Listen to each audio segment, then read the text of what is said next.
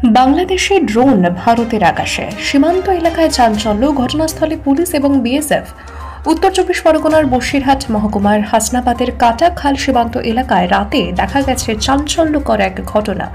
স্থানীয় বাসিন্দাদের দাবি, রাতের অন্ধকারে বাংলাদেশ সীমান্ত পেরিয়ে কয়েকটি আলো ভারতের আকাশে মিটমিট করে জ্বলতে শুরু করে। ঘটনাস্থল ছিল কাটাখাল সেতুর আশপাশের এলাকা, যেখানে কয়েকজন যুবক বসেছিলেন। এলাকাবাসীদের ধারণা সেগুলি ছিল আসলে ড্রোন। সেগুলি দেখতে পেয়ে দ্রুত মোবাইলে সেই দৃশ্য ক্যামেরা বন্দী করেন। প্রত্যক্ষদর্শীদের আরও দাবি, প্রথম ড্রোনের পর আরও দুটি ড্রোন বাংলাদেশ সীমান্ত থেকে উড়ে এসে ভারতীয় আকাশে প্রবেশ করে এবং কিছুক্ষণ পর আবার ফিরে যায়। এই ঘটনায় এলাকায় চরম আতঙ্ক ছড়িয়ে পড়ে। খবর পেয়ে দ্রুত ঘটনাস্থলে পৌঁছায় পুলিশ, পাশাপাশি উপস্থিত হয় বিএসএফ এর স্থানীয় ক্যাম্পের সদস্যরাও। ঘটনার গুরুত্ব বিবেচনা করে উভয় পক্ষই তাদের ঊর্ধ্বতন কর্তৃপক্ষকে বিষয়টি অবহিত করে।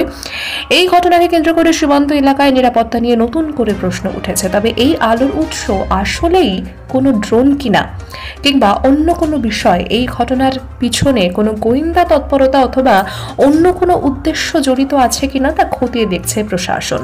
পুলিশ এবং বিএসএফ যৌথভাবে তদন্ত শুরু করেছে। পাশাপাশি ভারত বাংলাদেশ সীমান্তের অন্যতম গুরুত্বপূর্ণ সেতু কাটাখালী সেতু, এই সেতুতে নেই কোনো আলোর ব্যবস্থা। দ্রুত আলোর ব্যবস্থা করা হোক চাইছেন এলাকার মানুষ। ড্রোন দেখা গিয়েছিল, এটা আমরা 100% শিওর ওটা ড্রোনই ছিল, অনেক নিচে ছিল। আর ওটা আর কি ড্রোনের লাইটগুলো যেরকম জ্বলে ঠিক ওই রকম জ্বলছিল। আমরা কাল রাতে এখানে বসেছিলাম, রাত 10টার দিকে আমরা বসে মোবাইলে আইপিএল ম্যাচ দেখছিলাম। সে সময় হঠাৎ করে দেখতে পাই একটা ড্রোন বাংলাদেশ থেকে উড়ে আমাদের এখানে আসে, আমাদের এখান থেকে ঘুরে আবার বাংলাদেশের দিকে চলে যায়। এটা আমরা দেখি।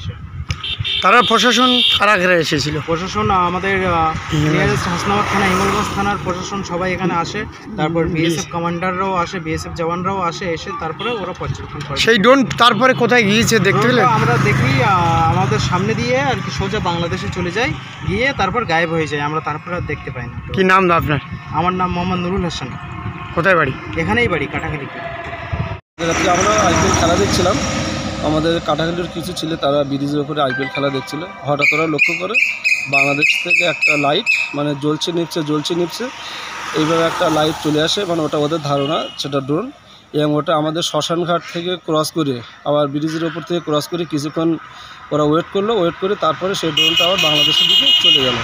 তার পরবর্তীতে আমাদের জানার পরে আমরা বিএসএফকে জানাই, হাসনাবাদ থানা, হিঙ্গলগঞ্জ থানাকে জানাই, এবং আমরা তারপরে ব্রিজের উপরে আমরা সবাই আসি। বিএসএফ, পুলিশ প্রশাসন সবাই চলে আসে। তারপরেও আমরা লক্ষ্য করলাম যে এরকম দুখানা ড্রোন মানে আপনার ট্যাংরার দিকে, মহিষপুরের দিকে এরকম দুখানা ড্রোন উঠছে, এবং সেই দুখানা ড্রোন উঠতে আবার উপরে বাদামতলার দিকে চলে আসে, এবং আস্তে আস্তে সেগুলো বিলীন হয়ে যায়। আমাদের ধারণা সেটা বাংলাদেশের দিকে চলে গেছে। যাই হোক, এই বর্তমান ভারত পাকিস্তানে একটা যুদ্ধের আবহাওয়া চলছে। কিছুদিন আগে তার শান্তি চুক্তি হলো, এবং সেই জায়গায় দাঁড়িয়ে পাকিস্তানকে মদত দিচ্ছে বাংলাদেশ, বা পাকিস্তান বাংলাদেশকে মদত দিচ্ছে। বর্তমানে বাংলাদেশের যে তদারকি সরকার, সেও টালমাটাল অবস্থার মধ্যে আছে। ঠিক সেই রকম জায়গায় দাঁড়িয়ে যদি বাংলাদেশ এই ড্রোনটা যদি ভারতবর্ষে পাঠায়, তাহলে এটা সত্যি মানে খুবই আতঙ্কের ব্যাপার। কারণ আমাদের দুটো ব্রিজ আছে, কাটাখালী ব্রিজ এবং হাসনাবাদ ব্রিজ, আমাদের যোগাযোগ মাধ্যম এটা শহরের সঙ্গে গ্রামের। এবং যদি ওদের ভবিষ্যতে যদি কোনো সমস্যা হয়, তাহলে আমাদের খুব ক্ষতি হয়ে যাবে, এবং সেই জন্য এলাকার মানুষ খুবই সন্ত্রস্ত, ভীত।